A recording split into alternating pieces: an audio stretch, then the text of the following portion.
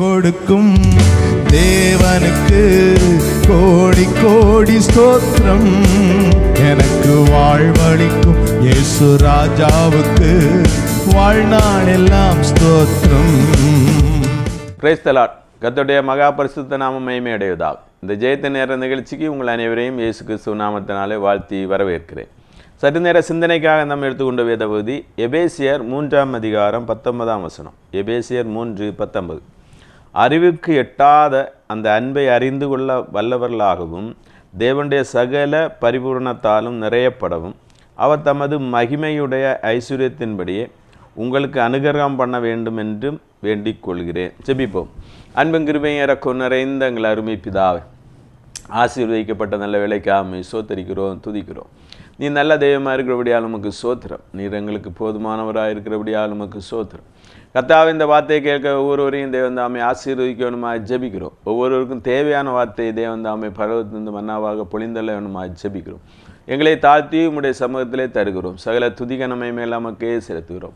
இயேசுவின் மூலம் ஜெபங்கள் அன்பு நிறைந்த பரமபிதாவே, ஆமென்.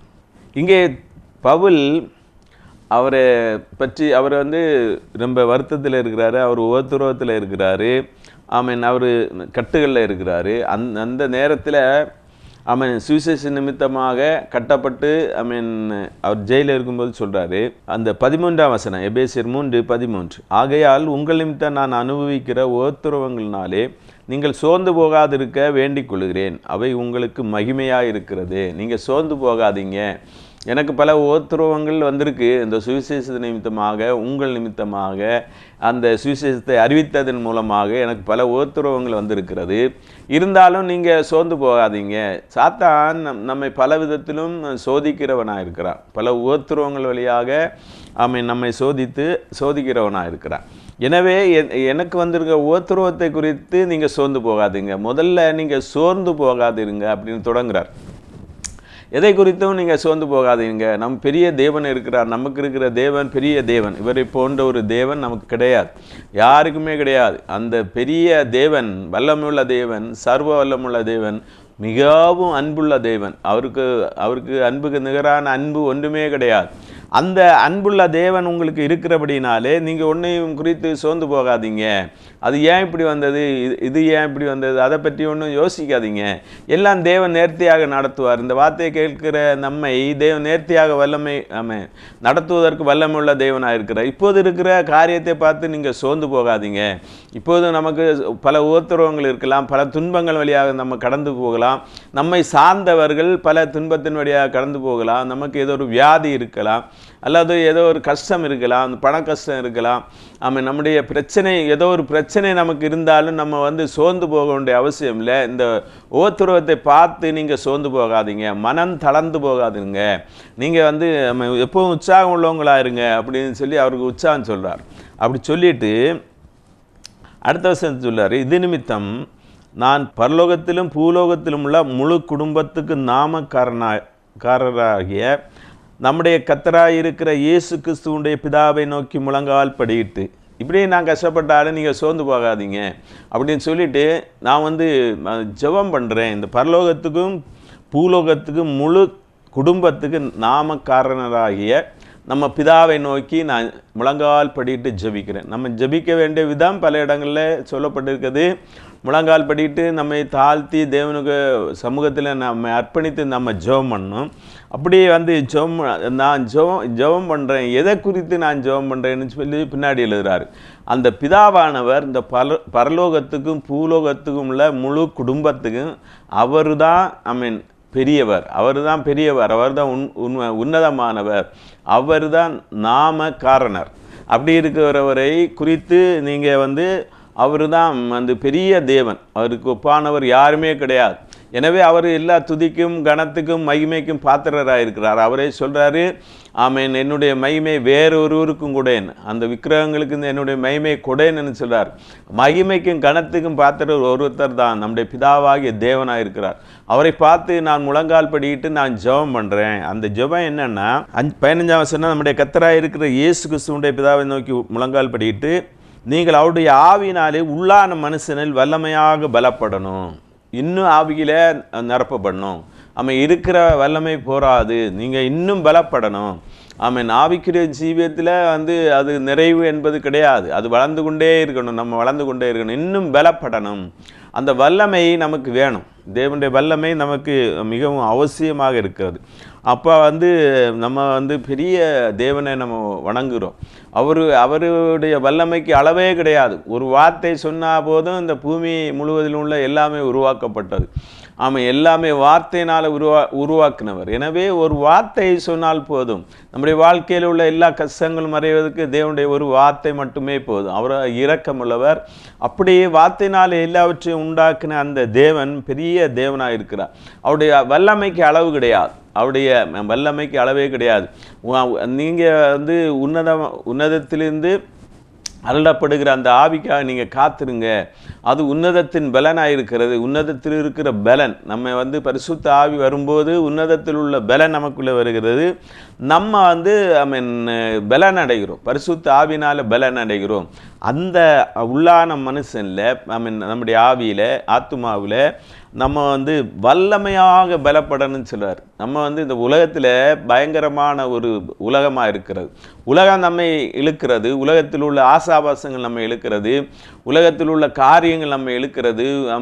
உலக சிநேகம் நம்ம இழுக்கிறது. இதையெல்லாம் இழுக்கிறது. இதிலிருந்து நம்ம விடுபட்டு தேவனுக்கு உகந்தவளாக நம்ம மாறுவதற்கு அந்த வல்லமை நமக்கு மிகவும் அவசியமாக இருக்கிறது. அடுத்து சாத்தான் நம்மை வஞ்சிப்பதற்காக அவன் பல விதங்களில் நம்மோடு போராடுகிறவனாக இருக்கிறான். அவனுடைய போராட்டங்கள் நம்ம விடுபடுவதற்கு அந்த வல்லமை தேவையாக இருக்கிறது. அடுத்து நம்ம பரிசுத்த ஜீவியம் செய்வதற்கு அந்த வல்லமை மிகவும் அவசியமாக இருக்கிறது.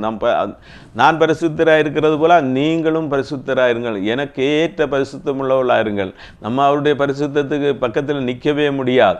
இன்னும் நம்ம பரிசுத்தம் அடைய வேண்டியது எவ்வளவு அதிகமாக இருக்கிறது. எனவே நான் பரிசுத்தம் அடைவதற்கு பரிசுத்த ஆவியானவர் நமக்கு உதவி செய்கிறவராக இருக்கிறார். வேத வசனங்கள் நம்மை பரிசுத்தத்துக்கு நேராக வழிநடத்துகிறதா இருக்கிறது. தேவனே நமக்கு உதவி செய்கிறவராக இருக்கிறார். எனவே இது எல்லாவற்றிற்கும் தேவையானது நம்முடைய ஆவியிலே உள்ளான மனுஷனிலே வல்லமையாக பலப்படுவது நமக்கு மிகவும் அவசியமாக இருக்கிறது. அதுபோக நம்முடைய மாம்சம் நமக்கு விரோதமாக போராடுகிறது. மாம்சத்தின் இச்சைகளை, மாம்சத்தின் விருப்பங்களை நம்ம நிறைவேற்றுகிறவர்களாக இருக்கக்கூடாது. மனதும் மாம்சமும் விரும்பினபடி நம்ம ஜீவிக்கக்கூடாது. பரிசுத்த ஆவியானவர்கள் நமக்கு உதவி செய்யும்போது இந்த நம்முடைய மாம்ச கிரியையிலிருந்து நம்ம அது மாம்சக்கிரிகளை ஜெயிப்பதற்கு அது நமக்கு உதவி செய்கிறதா இருக்குது. பரிசுத்த ஆவியானவர் எல்லா விதத்திலும் நமக்கு உதவி செய்கிறவராக இருக்கிறார். நம்ம ஒரு ஜெயமுள்ள கிறிஸ்தவ ஜீவியம் செய்வதற்கு, வசனத்தின்படி நடப்பதற்கு, வசனத்தை கை கொண்டு நடப்பதற்கு பரிசுத்த ஆவியானவர் உதவி செய்கிறவராக இருக்கிறார். எனவே நீங்கள் அவருடைய ஆவியினாலே உள்ளான மனுஷனில் வல்லமையாக பலப்படணும் அப்படின்னு சொல்கிறார். வல்லமையாக பலப்படணும் அப்படின்னு சொல்லிட்டு அடுத்த வசனத்தை சொல்கிறார். விசுவாசத்தினாலே கிறிஸ்து உங்கள் இருதயங்களில் வாசமாக இருக்கும், நீங்கள் அன்பினாலே வேரூன்றி நிலை பெற்றவளாகி அப்படின்னு சொல்லிட்டு நம்ம விசுவாசத்தினாலே கிறிஸ்து நம்முடைய இருதயங்களில் வாசமாக இருக்கிறார். இயேசு சொன்னார், நான் போவேன், இந்த உலகத்தை விட்டு போய்விடுவேன், உலகத்திலிருந்து எடுபட்டு போவேன். நான் இந்த பிரதான ஆசாரியரும் இந்த உலகத்தில் உள்ள தலைவர்களும் என்னை சிலுவைக்கு ஒப்பு கொடுப்பாங்க. ஒப்பு கொடுத்தாச்சு, நான் 3ஆம் நாள் உயிரோடு எழும்புவேன். அப்படி உயிரோடு எழும்பி பரலோகத்தில் பிதாவுடைய வலது வருஷத்தில் உட்கார்ந்துருப்பேன். அப்படி நான் போனாலும் நான் அப்படி போகிறது உங்களுக்கு நல்லது. ஏன்னா உங்களுடனே என்றென்றைக்கு உங்களுடனே வாசமாக இருப்பதற்காக ஒரு சத்திய ஆவியாகிய தேற்றவாளரை உங்களுக்கு அனுப்பினார். அப்போ அந்த ஆவியானவர் கிறிஸ்து மூலமாக நமக்குள்ளே வாசமாக இருக்கிறார். அந்த ஆவியானவர் வாசமாக இருக்கிறதுனாலே அந்த ஆவியானவர் இப்போது நமக்குள்ளே வாசமாக இருக்கிறோம். அதை நம்ம விசுவாசிக்கிறோம். ஆவியானவர் நமக்குள்ளே இருந்து கிரியை நடப்பிக்கிறார். ஆவியின் பலனை தருகிறார். ஆவியானவர் பலனை தருகிறார். ஆவியானவர் மூலமாக வரங்கள் வல்லமைகள் வெளிப்படுகிறது. ஆவியானவர் பலவிதமான கிரியைகளை செய்கிறார். அவருடைய வல்லமை இன்றைக்கும் குறைந்து போகவில்லை. அந்த வல்லமையை நமக்கு தருகிறவராக இருக்கிறார். கிறிஸ்து நம்முடைய இருதயங்களிலே வாசமாக இருக்கிறார். பரிசுத்த ஆவி ஊற்றப்பட்ட போது கிறிஸ்துவின் அன்பு நமக்குள்ள ஊற்றப்பட்டு இருக்குது. அதை நீங்கள் அன்பிலே வேரூன்றி என்று சொல்லப்படுகிறது. அன்பில் தான் நிலைச்சிருக்கணும், அன்பில் வேரூன்றணும்.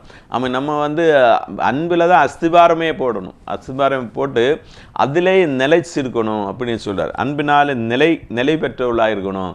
அன்பு இன்னைக்கு செஞ்சு நாளைக்கு செய்யாமல் இருக்கிறதில்ல. அன்பு தேவனுடைய அன்புக்கு அளவே கிடையாது. அந்த அளவில்லாத அன்பு நம்முடைய இருதயங்களிலே பரிசுத்த ஆவியானவர் மூலமாக ஊற்றப்பட்டிருக்கிறது. எனவே அந்த அன்பிலே நம்ம வேரூன்றி நிற்கணும். அப்படி அன்பில் வேரூன்றி இருக்கணும். அப்போ வேறுனா அடியில் அன்பு வளர்ந்துட்டே இருக்கணும். வேறு வளர்ந்துட்டே இருக்கணும். இன்னும் அன்பு செலுத்துகிறவங்களா இருக்கணும். அப்படி அன்பு செலுத்தி தேவனுடைய பிள்ளைகளாக நம்ம ஜீவிக்கணும். அப்போ எல்லாவற்றையும் அறிந்து கொள்வதற்கு நம்ம வல்லமை உள்ளவங்களாக இருக்கணும். சகல பரிசுத்தவான்களோடு கூட கிறிஸ்துவனுடைய அன்பின் அகலம், நீளம், ஆழம், உயரம் இன்னதென்று உணர்ந்து, அப்போ எவ்வளவு அன்பு, இயேசு எவ்வளவு அன்புள்ளவராக இருக்கிறார், அதனுடைய அகலம், நீளம், ஆழம், உயரம் இதெல்லாம் அறிந்து கொள்ளணும். எவ்வளவு அன்பு, இயேசு எவ்வளோ அன்புள்ளவராக இருக்கிறார், பிதாவானவர் எவ்வளோ அன்புள்ளவராக இருக்கிறார். பிதாவை குறித்து இயேசுவை குறித்து சொல்லப்படுகிறது, தேவன் அன்பாகவே இருக்கிறார். அவருடைய அந்த சுபாவமே அன்பு, அவருடைய உருவமே அன்பு. அவர் எல்லாமே அவர் அன்புள்ளவராக இருக்கிறார். எல்லா விதத்திலும் அவர் அன்புள்ளவராக இருக்கிறார். மனுக்குலத்தை அவரை போல நேசிப்பது யாருமே கிடையாது. நம்மை நேசிப்பதற்கு யாருமே இல்லைன்னு நம்ம கவலைப்பட வேண்டிய அவசியமே இல்லை. நம்மை நேசிப்பதற்கு ஒரு பெரிய தேவன் இருக்கிறார். அவர் நம்மோடு கூட இருக்கிறார், நமக்குள்ளே வாசமாக இருக்கிறார், நமக்குள்ளே பெரிய கிரியைகளை செய்கிறார். அப்படிப்பட்ட தேவன் எவ்வளவு அன்புள்ளவர் என்பதை யோவான் 3:16 சொல்லப்படுகிறது. தேவன் தம்முடைய ஒரே பேரான குமாரனை விசுவாசிக்கிறவன் எவனோ அவன் கெட்டுப்போகாமல் நித்திய ஜீவனை அடையும்படிக்கு அவரை தந்தள்ளி இவ்வளவாய் உலகத்தில் அன்பு கூர்ந்தார். அவ்வளவு அன்பு, எவ்வளவு அன்பு! இந்த உலகம் பாவத்துக்குள்ளே விழுந்து போனது. ஆதாம் ஏவாள் செய்த பாவத்தினால உலகம் பாவத்துக்குள்ளே கிடக்கிறது. இந்த பாவத்தை எப்படியாவது ரட்சிக்கணும், பாவத்திலிருந்து ஜனங்கள் ரட்சிக்கப்படணும், ஜனங்கள் விடுபடணும் அப்படின்னு சொல்லி தேவன் தம்முடைய ஒரே பேரான குமாரனை இந்த உலகத்துக்கு அனுப்பினார். ஒருவருமே கெட்டு போகக்கூடாது. அவரை விசுவாசிக்கிற ஒருவருமே கெட்டு போவதில்லை. அவர்களுக்கு நித்திய ஜீவனை அருளும்படியாக அவரை இந்த உலகத்துக்கு அனுப்பி அவரை சிலுவையிலே ஏற பண்ணி சிலுவையிலே ரத்தம் சிந்தி இந்த மனுக்குலத்துக்காக ரத்தம் சிந்தி அவங்களுக்கு நித்திய ஜீவன் பரலோக ராஜ்யத்துக்கு அவங்களை அவகாசிகள் ஆகிறதற்கு இயேசுவை இந்த உலகத்திலே தந்தருளினார் அப்படின்னு சொல்லப்பட்டிருக்குது. அதாவது மனுஷன் பாவத்தில் விமோசனம் கிடையாது, வேற ஒரு வழியே கிடையாது. இயேசுவின் ரத்தத்தை தவிர இந்த உலகத்தில் நமக்கு வேற ஒரு விமோசனமே கிடையாது. அப்படி தேவன் இயேசு இந்த உலகத்தில் வந்ததுனால தான் நமக்கு பாவமன்னிப்பாகிய மீட்பு உண்டாயிருக்கிறது. அந்த பாவமன்னிப்பாகிய மீட்பு அல்லது பெரிதான ரட்சிப்பு, அந்த பெரிதான ரட்சிப்பு இயேசு கிறிஸ்துவின் மூலமாக நமக்கு உண்டாயிருக்கிறது. எனவே அந்த இயேசு கிறிஸ்துவின் மூலமாக உண்டான அந்த ரட்சிப்புக்கு அளவே கிடையாது. அதை குறித்து நம்ம அஜாக்கிரதையாக இருக்கக்கூடாது. ரட்சிப்புக்கு பெரிய விலைக்கிரயம் செலுத்தப்பட்டு இருக்கிறது. ஒரு மனிதன் தன் சிநேகிதனுக்காக தன் ஜீவனை விடுவதை விட மேலான அன்பு ஒன்றுமே கிடையாது என்று இயேசுவே சொன்னார். அவரே நமக்கு சிநேகிதனாகி நம்முடைய பாவங்களுக்காக தன்னுடைய ஜீவனையை கொடுத்து நம்மை மீட்டு கொண்டார். நாம் அனுபவிக்க வேண்டிய தண்டனை அவருக்கு வந்தது, நாம் அனுபவிக்க வேண்டிய ஆக்கினை அவருக்கு வந்தது. நாம் குற்றவாளியாக நிற்க வேண்டிய இடத்துல அவர் குற்றவாளியாக நின்று நமக்காக தம்மையே ஒப்பு கொடுத்தார். எனவே அவருக்கு ஒப்பான தேவன் இல்லை. அந்த தேவன் நம்மை மீட்டுக்கொள்வதற்கு அவர் வல்லமை உள்ளவராக இருக்கிறார். நம்ம அவரிடத்தில் வரும்போது அவர் நம்மை ஏற்றுக்கொள்கிறவராக இருக்கிறார். அப்படி அன்பு அவ்வளவு, தேவனுடைய அன்பு அவ்வளவு ஊற்றப்பட்டிருக்குது. ஒரு நமக்காக ஜீவனையே கொடுத்து, நாம் பாவிகளாக இருக்கும்போதே நமக்காகவே ஜீவனை கொடுத்து நம்மை மீட்டு கொண்டவர். அந்த அன்புக்கு ஈடு இணை ஒன்றுமே கிடையாது. 1 யோவான் 4:9 படிக்கும்போது 8 சொல்லுகிறது, அன்பில்லாதவன் தேவனை அறிவான், தேவன் அன்பாகவே இருக்கிறார். பயங்கரமான வசனம். தேவன் அன்பாகவே இருக்கிறார். இயல்பாகவே தேவன் அன்பாகவே இருக்கிறார். நம்ம அன்பில்லை என்னாச்சுன்னு சொல்லியாச்சு. நம்மிடத்தில் அன்பில்லைன்னா அன்பில்லாதவன் தேவனை அறியான். 9ஆம் வசனம், தம்முடைய ஒரே பேரான குமாரனாலே நாம் பிழைக்கும்படிக்கு தேவன் அவரை இவ்வுலகத்தில் அனுப்பினதுனாலே தேவன் நம்மேல் வைத்த அன்பு வெளிப்பட்டது. நம்ம அங்கே படித்த வசனம் அதுக்கு ரிஃப்ளெக்ஷனுக்கு வருது. தம்முடைய ஒரே பேரான குமாரனை நாம் பிழைக்கும்படிக்கு தேவன் அவரை இவ்வுலகத்திலே அனுப்பினதுனாலே தேவன் நம்மேல வைத்த அன்பு வெளிப்பட்டது. தேவன் எவ்வளோ அன்பு வச்சிருக்கிறாரு. ஒரே குமாரனாகிய இயேசு கிறிஸ்துவை பரலோகத்திலிருந்து இந்த பாப பூமிக்கு அனுப்பினது எவ்வளவு அன்பு. அங்கே பரலோகத்தில் எவ்வளோ சந்தோஷம். தேவதூதருடைய பணிவிடை, தேவதூதர்கள் எப்பொழுதும் போற்றுகிற அந்த பரலோக ராஜ்யம், எப்போதும் தேவ பிரசன்னத்தில் இருக்கிற இடம், அந்த இடத்துலேருந்து இந்த பாவம் நிறைந்த அசுத்தம் நிறைந்த இந்த உலகத்துக்கு தேவன் இயேசு வந்ததே பெரிய ஆச்சரியமான அன்பு. தேவனுடைய அன்பு அதில் வெளிப்படுகிறது. அவருடைய கருணைக்கு, அவருடைய அன்புக்கு அளவே கிடையாது. நாம் தேவனத்தில் அன்பு கூர்ந்ததினால் அல்ல, அவர் நம்மிடத்தில் அன்பு கூர்ந்து நம்முடைய பாவங்களை நிவர்த்தி செய்கிற கிருபாதார பலியாகிய தம்முடைய குமாரனை அனுப்பினதுனாலே அன்பு உண்டாயிருக்கு. எப்படி அன்பு உண்டாயிருக்கிறது? அவர் முதல்ல பிதாவாகிய தேவன் இயேசு கிறிஸ்துவை இந்த உலகத்திலே அனுப்பினதுனால நம்முடைய பாவத்தை நிவர்த்தி செய்வதற்கான கிருபாதார பலியாக அவரை இந்த உலகத்துக்கு அனுப்பினதுனாலே அன்பு உண்டாயிருக்கு. அதுதான் அன்பு. அப்போ நம்ம என்ன செய்யணும்? நமக்கு இவ்வளோ பெரிய அன்பு நமக்கு செலுத்தி இருக்கிறாரே. பிரியமானவர்களே, தேவன் இவ்விதமாக நம்மிடத்தில் அன்பு கூர்ந்திருக்க நாமும் ஒருவரிடத்தில் ஒருவர் அன்பு கூற கடனாளிகளாக இருக்கிறோம். அப்போ நீங்கள் எப்படி தெரியும் தேவன் நம்மோடு இருக்கிறார் என்று சொல்லுவது? நாம் மற்றவர்களுக்கு காட்டுகிற அன்பினாலே தெரியும். பிரியமானவர்களே, தேவன் விதமாய் நம்மிடத்தில் அன்பு கூர்ந்திருக்க நாமும் ஒருவரிடத்தில் ஒருவர் அன்பை கூற கடனாளிகளாக இருக்கிறோம். ஒருவரிடத்தில் ஒருவர் அன்பு கூற நாம் கடனாளிகளாக இருக்கிறோம். நமக்கு ஒரு கடன் இருக்கிறது.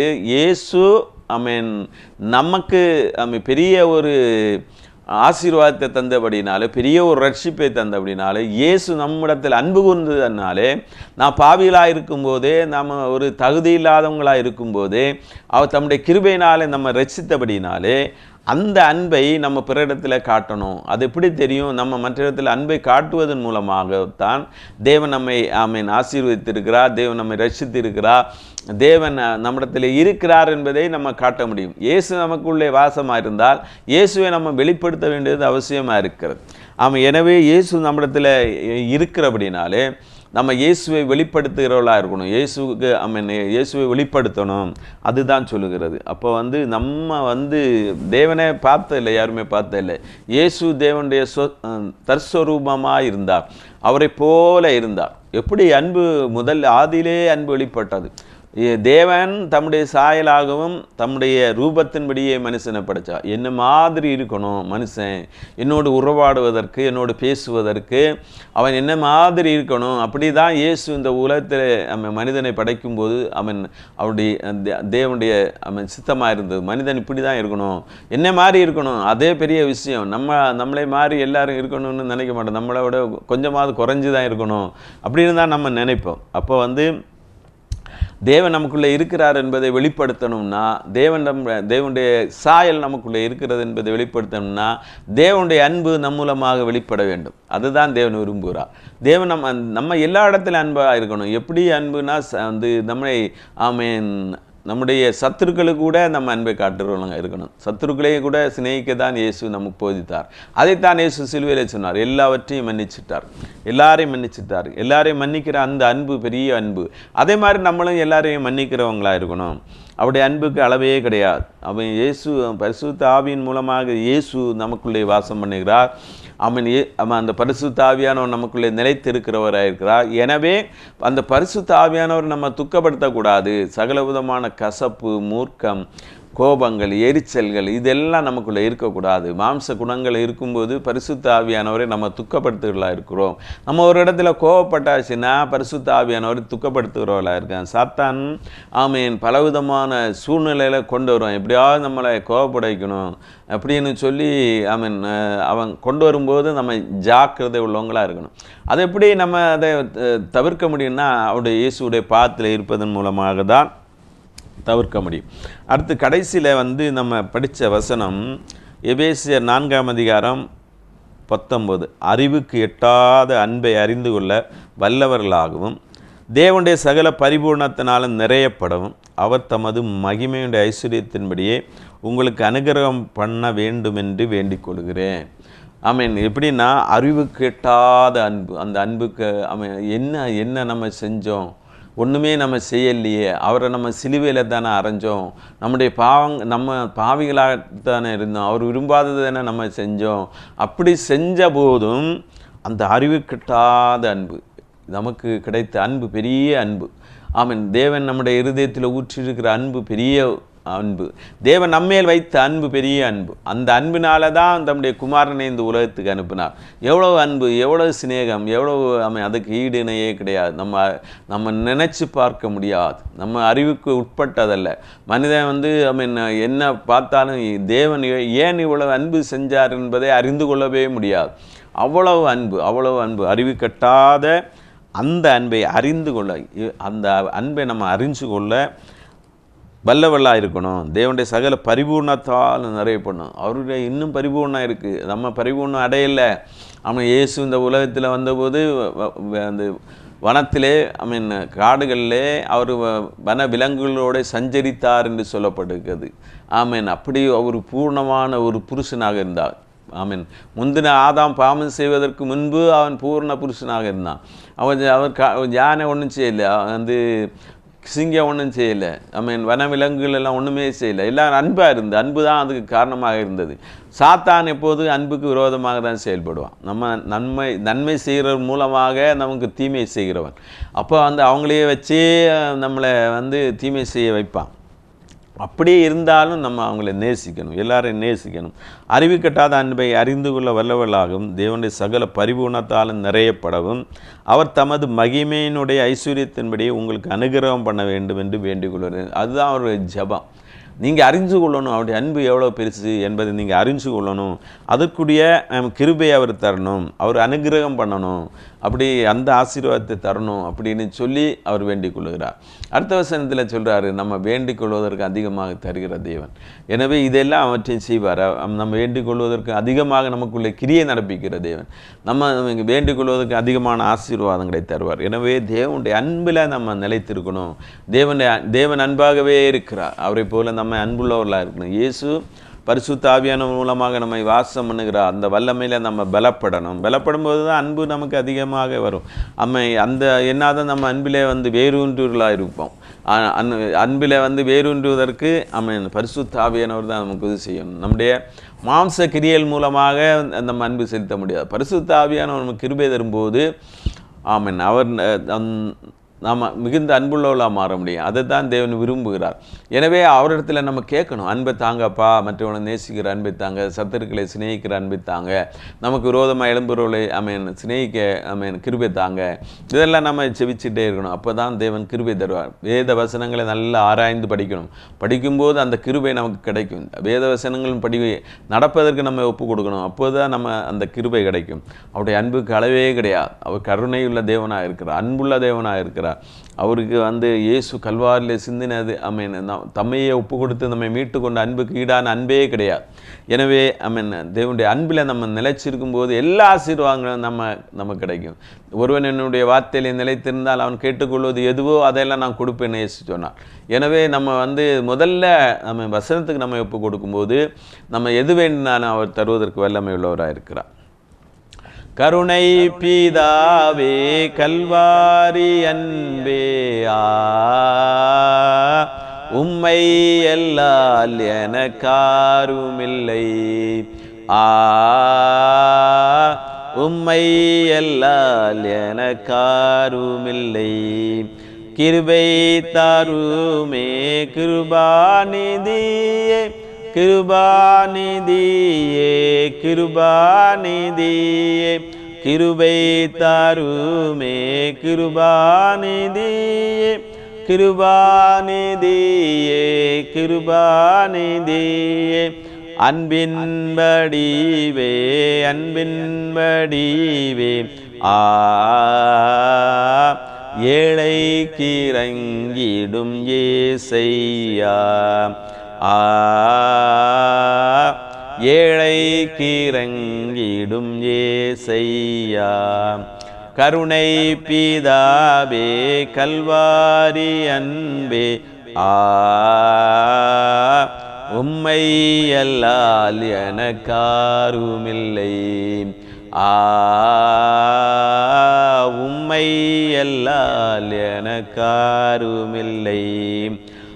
இன்பநாதா ஆத்துமனேசா ஆத்துமனேசா ஆத்துமனேசா இன்பநாதா ஆத்துமனேசா ஆத்துமனேசா ஆத்துமனேசா அன்பின் கடலே அன்பின் கடலே அன்பினாலே உருவாக்கினீரோ அன்பினாலே உருவாக்கினீரே. கருணை பிதாவே கல்வாரி அன்பே உம்மை அல்லால் எனக்காருமில்லை. உம்மை அல்லால் எனக்காருமில்லை. தேவனின் சீத்தம் செய்திட செய்யும் செய்திட செய்யும் செய்திட செய்யும். தேவனின் சீத்தம் செய்திட செய்யும் செய்திட செய்யும் செய்திட செய்யும். தியாகமானீரோ தியாகமானீரோ தேடின உள்ளம் களி கூறுமே. தேடின உள்ளம் களி கூறுமே. கருணை பிதாவே கல்வாரி அன்பே உம்மை அல்லால் எனக்காருமில்லை. உம்மை அல்லால் எனக்காருமில்லை. ஜெபிப்போம். அன்பின் கிருபையும் இரக்கம் நிறைந்த எங்கள் அருமை பிதாவே, ஆசீர்வதிக்கப்பட்ட நல்ல வேலைக்காக சோதரிக்கிறோம் துதிக்கிறோம். இப்போது நம்முடைய பாதத்தில் உம்முடைய வேத வசனங்களை தியானிக்க தந்த கிருபைக்காக ஸ்தோத்தரிக்கிறோம். இயேசுவே, உம்முடைய அன்பை நாங்கள் பிரதிபலிக்க எங்களுக்கு உதவி செய்ய வேணுமா ஜெபிக்கிறோம். உடைய அன்பின் ஆழத்தை அறிந்து கொள்ள வல்லவர்களாக எங்களை மாற்ற வேணுமா ஜெபிக்கிறோம். உடைய பரிசுத்த ஆவியின் வல்லமை எங்களை அதிகமாக தர வேணுமா ஜெபிக்கிறோம். இன்னும் பரிசுத்தத்துக்குள்ளே எங்களை வழிநடத்த வேணுமா ஜெபிக்கிறோம். இன்னும் எல்லா இடத்துல அன்பு கூறுவர்களாக எங்களை மாற்ற வேணுமா ஜெபிக்கிறோம். ஆமீன். ஆண்டவராய் தெய்வமே, உம்முடைய பரிபூர்ணத்திலே ஆமீன் நாங்கள் வளர கிருபை தர வேணுமா ஜெபிக்கிறோம். கத்தா எல்லா ஆசீர்வாதங்களையும் நன்மைகளையும் தர வேணுமா ஜெபிக்கிறோம். எல்லா இடத்துல அன்பு கூற கிருபை தர வேணுமா ஜெபிக்கிறோம். உடைய வேதத்தை கை கொண்டு அதன்படியே நடக்க கிருபை செய்ய வேணுமா ஜெபிக்கிறோம். இப்போதும் வியாதியாக இருக்கிறவர்களுக்காக ஜெபிக்கிறோம். என்ன வியாதியாக இருந்தாலும் தேவன் தாமே மாற்றி போட வேணுமா ஜெபிக்கிறோம். ஆஸ்பத்திரியிலும் வீடுகளிலும் வியாதியோடு இருக்கிறவர்களை தேவன் தொட்டு சுகமாக்க வேணுமா ஜெபிக்கிறோம். உடைய வார்த்தை அனுப்பி குணமாக்க வேணுமா ஜெபிக்கிறோம். கத்தா எல்லா வியாதிகளுக்கும் நீ பரிகாரியாக இருக்கிறபடியாக நமக்கு சோத்திரம். ஆமாம். ஆகாரம் இல்லாதவளுக்கு உடை இல்லாதவளுக்கு தேவன் தாமே ஆகாரத்தையும் உடையும் கட்டளையிட வேணுமா ஜெபிக்கிறோம். விதவைகளையும் திக்கற்ற பிள்ளைகளையும் ஆதரிக்க வேணுமா ஜெபிக்கிறோம். சாத்தானுடைய கட்டுகளை பீடிக்கப்பட்டிருக்கிறவர்களை தேவன் தாமே விடுதலையாக்க வேணுமா ஜெபிக்கிறோம். உம்முடைய அன்பு வெளிப்பட்டு பாவத்தில் இருக்கிறவர்களை விடுதலையாக்க வேணுமா ஜெபிக்கிறோம். உடைய ரத்தத்தால் எல்லாரும் பரிசுத்தமாக்க வேணுமா ஜெபிக்கிறோம். கத்தா ஏதோ தேவையோடு இப்போதும் ஜெபத்தில் இருக்கிற ஒவ்வொருடைய தேவையிலையும் தேவன் தாமே சந்தித்தல வேணுமா ஜெபிக்கிறோம். கடன் பிரச்சனையிலிருந்து விடுதலையாக்க வேணுமா ஜெபிக்கிறோம். குழந்தை பாக்கியம் இல்லாதவர்களுக்கு தேவன் தாமே குழந்தை பாக்கியத்தை கட்டளையிட வேணுமா ஜெபிக்கிறோம். எல்லா விதமான ஆசீர்வாதங்களை நிரப்ப வேணுமா ஜெபிக்கிறோம். எல்லா தீமைகளுக்கும் விலைக்கு பாதுகாத்து கொள்ள வேணுமா ஜெபிக்கிறோம். கத்தா உடைய இரத்த கொட்டைகளை ஒருவரை மறைத்துக் கொள்ளும். எங்களை தாழ்த்தி உடைய சமூகத்திலே தருகிறோம்.